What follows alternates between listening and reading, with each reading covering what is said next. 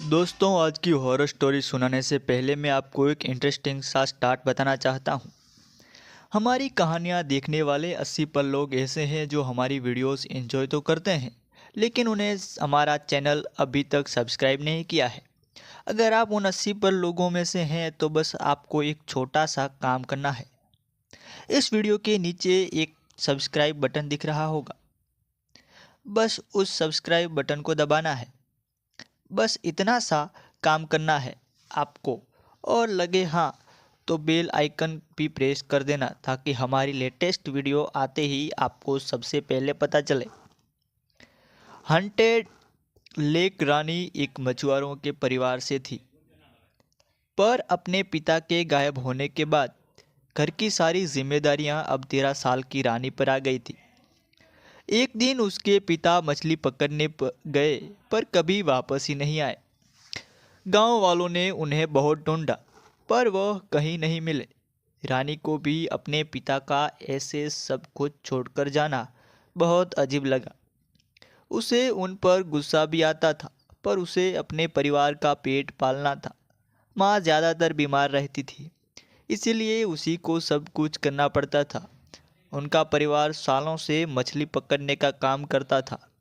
वह अपने बाबा के साथ कई बार नदी किनारे आया जाया करती थी।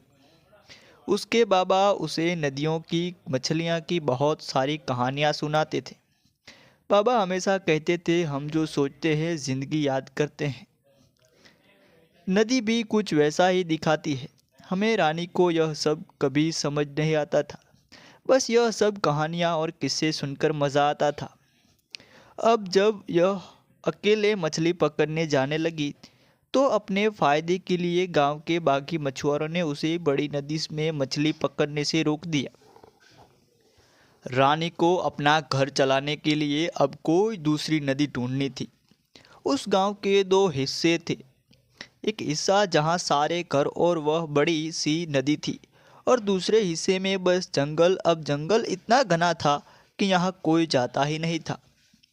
लेकिन गांव में ऐसा कहा जाता है कि जंगल के बीच एक नदी थी। रानी ने वहां जाने का सोच लिया। एक रोज़ वो सारा सामान लेकर जंगल के लिए निकल गई। वहाँ बचपन से रहते हुए भी उसने कभी वह जंगल अंदर से नहीं देखा था। दिन के उजाले में भी उस जंगल में अंधेरा भरा था। कहीं कहीं चमगादड़ की चीखों तो कहीं सांपों की रेंगने की आवाज़ें, यह सब जंगल में रानी को डरा रहे थे। लेकिन फिर भी रानी की हिम्मत और उस जंगल के अंदर चले जा रही थी। तभी उसे कुछ दूर पर एक नदी मिली। वह उस नदी के पास जाकर उसमें पानी पीने लगी। लेकिन नदी से पानी पीते हुए जैसे ही रानी ने पानी में झांका तो उसे अपनी परछाई की जगह अपने बाबा की परछाई दिखाई दी। रानी तुरंत पीछे होकर चिल्लाई, बाबा! तभी जब उसने फिर से देखा तो वहाँ कुछ भी नहीं था। रानी को लगा कि शायद ये उसका वहम होगा, तो इस पर ज़्यादा ध्यान न देते हुए अपने मछली पकड़ने का जाल बिछाने लगी। उसने जैसे ही उस जाल को नदी में फेंकने की कोशिश की, उसका बैलेंस बिगड़ गया और वह नदी में ही गिर गई। रानी को तैरना नहीं आता था, तो हड़बड़ाहट में वह खुद को संभालने की कोशिश करने लगी।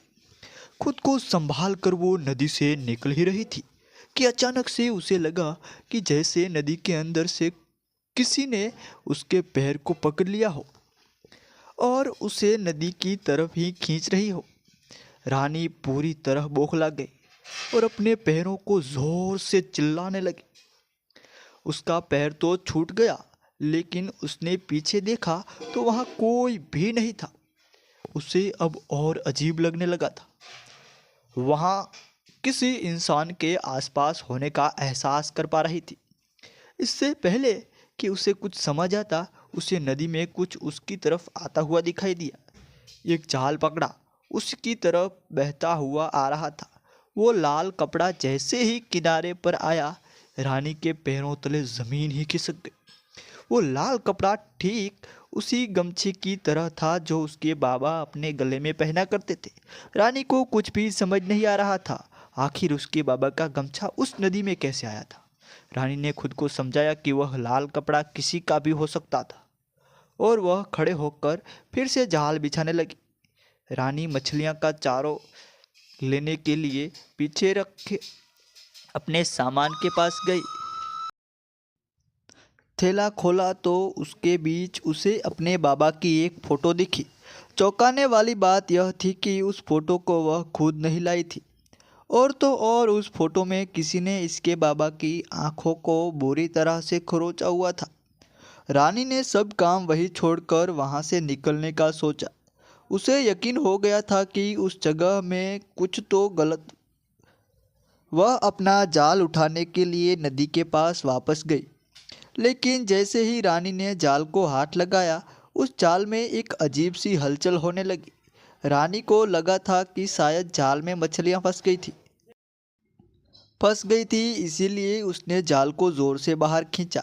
पर उस जाल के साथ नदी से जो बाहर आया वह रानी ने अपने सपने में भी नहीं सोचा था। उस जाल के अंदर उसके बाबा की लाश थी। रानी की आंखें फटी की फटी रह गई। वो जोर जोर से चीख कर रोने लगी। तभी उसे अपने पीछे किसी के गुजरने का एहसास हुआ। रानी को लगने लगा था कि कोई बुरी शक्ति उसके आसपास मंडरा रही है, लेकिन रानी अपने बाबा की लाश को वहां छोड़कर भाग नहीं सकती थी।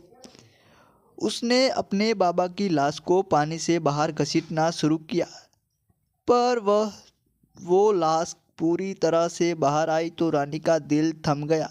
उस लाश का आधा सर कटा हुआ था। ऐसा लग रहा था कि मानो किसी जानवर ने उसके धड़ को खा लिया हो। इससे पहले